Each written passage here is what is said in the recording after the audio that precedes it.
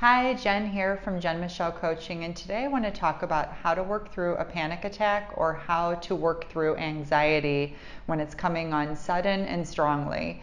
During these strange times, I've had more and more clients share with me that their anxiety levels have been up, sometimes leading to a panic attack or just feeling that increased sense of unease or like there's something wrong, and not really having the tools of knowing exactly how to get out of it. So I thought it would be helpful to put together a brief video on things you can do to bring the anxiety levels back down, to get control or regain control over a panic attack, or just any feelings of depression or unwellness, not knowing what to do when they show up, and ways that we can work through them to allow it to pass more quickly and get to a better feeling space more quickly as a result.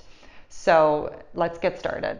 When we're having anxiety or we're having a panic attack, we're very much in our head with a narrative. There's something wrong. We need to do something. What's going on with me? We have all these questions, and we're feeding the emotion, most likely with thoughts that are exacerbating the symptoms. And so one of the first things we want to notice is the pattern. So if your panic or anxiety shows up at certain times or with certain sensations or physical manifestations in the body, it can be really helpful to just start recording those and noticing, okay, this is a pattern for me. When I feel anxious, these sort of sensations show up in my body. These sort of physical symptoms manifest within my body, because then we get better at differentiating what's in fact panic versus something else. And so we want to sort of create a pattern of awareness where we notice this is kind of what happens to me when I go into anxiety and when I go into panic. And then we can sort of really recognize it for what it is, as opposed to not seeing it and responding to something else when in fact it's just anxiety or panic exacerbating. We want to get out of our head and completely into our body after that. We want to try to sink into our body. And ways we can do this is just doing a quick little body scan, noticing what we're clenching, what we're tightening, what we're holding on to that we don't need to be. Sometimes you'll find that your hands are all tensed up, or even your toes. Maybe your jaw is really clenched. And then kind of check in with your breath and notice if you've lost the quality of it. If we're experiencing a heightened sense of emotions like anxiety or panic, our breath is likely turned into something very short, very choppy, very chest breathing. And instead, we want to start to send a signal to the central nervous system that all is well, all is safe within our body, by starting the process of diaphragmatic breathing. And that looks like just taking a deep belly breath, gently extending the belly out, and on the inhale, with the count of 5, gently bringing the abdominal muscles back in, and even extending that exhale a little bit longer if you feel comfortable, and allowing yourself a few rounds of lengthening and extending the quality of the breath through the belly, turning off the chest breathing, which creates a shallowness and a short and choppy, anxious, symptom within the body. So we want to bring it down into the belly and regulate our breathing by taking those high quality, deep belly breaths, therefore sending a message to the central nervous system to rest and digest. Number 3, it can be helpful to start moving the body. Sometimes if we're feeling really anxious or if we're having a panic attack, we've kind of contracted ourselves and everything is just tight, and there's no energy that can really flow through the body. And so it can be helpful to stand up. And I'm going to just show a couple of restorative yoga poses that can be very, very helpful, that clients have shared with me has been very helpful in just breaking up the pattern and bringing some of those symptoms down. And so it can be even just something as brief as a child's pose. Just opening up the legs wide and just reaching the hands out, resting the forehead, maybe massaging on the mat gently, and just taking those deep belly breaths from this position, allowing the body to just really rest and sink into the breathing by changing your position and sending again that message to rest, digest, and restore. And another pose that I love for panic or anxiety, let's see if I can do it over here, is just legs up the wall. And I'm not going to drag my yoga mat over here, but if you can just recalibrate your breath by putting your legs up, elevating them, and maybe resting your hand on your heart and your belly. And again, doing that diaphragmic breathing for a few rounds in this position, you'll start to notice that you're able to quiet the narrative. You're able to see, in fact, that it is anxiety, because you'll notice your system start to slowly respond to being in this deeply restorative and relaxed position. And lastly, you can do a pigeon's pose on each side.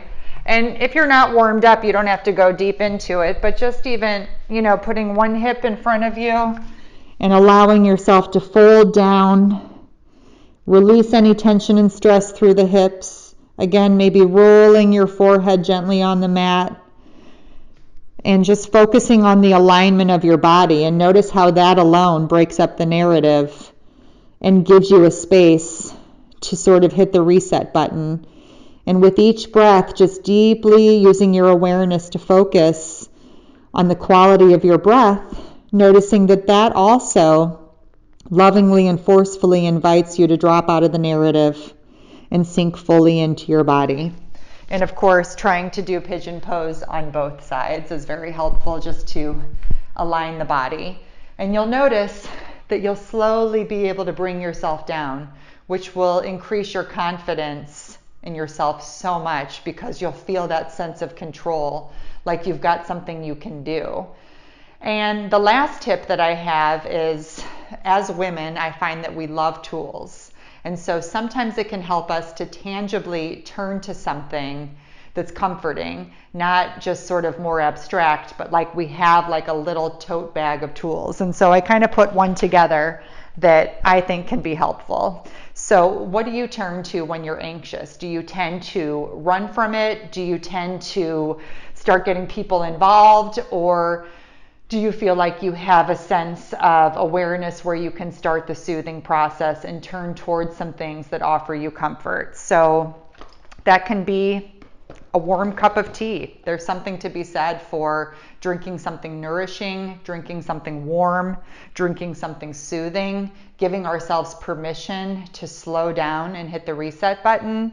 Bath salts. These are some lavender bath salts, which can be very calming. Again, it's more about setting the intention of soothing. This feels relaxing to me. This feels familiar to me. And that allows my body to come down a few notches and to kind of sink into the moment more, that all is well, all is safe.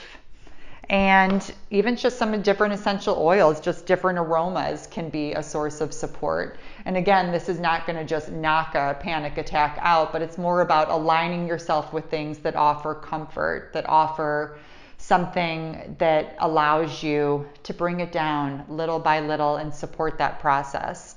And also, if you notice your thoughts are running wild during it, bringing yourself back to a home base. And that can be just a healthy mantra that feels good to you. I am safe. I am in gratitude. All is well. Whatever it may be, and just allowing those wild horses to return to this safe home space that you create yourself through a mantra that resonates with you.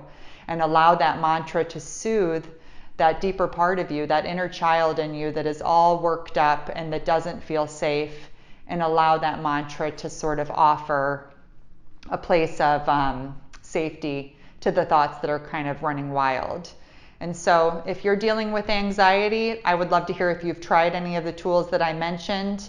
And again, there's no magic for working through an anxiety or a panic attack, but I find that when we turn to things that intentionally allow our bodies to reset, and we recognize the patterns and the symptoms that lead to the panic attacks or lead to anxiety exacerbating, we have the best chance to just really decrease them and eventually diminish them, so we have the control to manage those aspects of our lives in a way where we can catch it early and move on with our day and build that confidence and self-love and strength to know that we can get through anything. So if you're going through a tough time now, or if you've been experiencing anything like this, I hope this is helpful to you in your situation.